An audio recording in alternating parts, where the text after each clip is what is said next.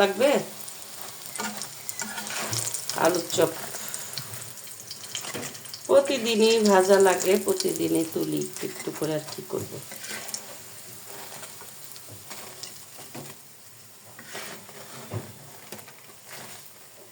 আল্লাহ, যা মজা হয় আমার আলুর চপ, আর মানে বলার বাইরে।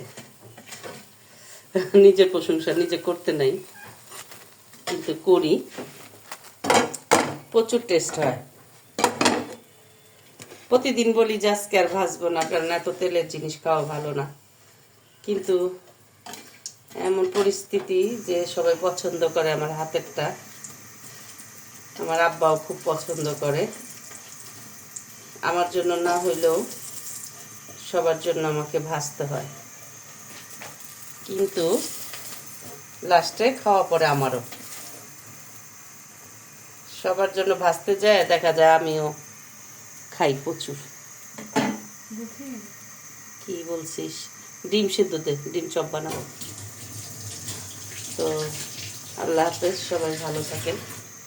এই যে ভাজা পোড়া শুরু হয়ে গেছে, প্রতিদিনের রুটিন হয়ে গেছে এখন ভাজা পোড়া। তো সবাই ভালো থাকেন, সুস্থ থাকেন।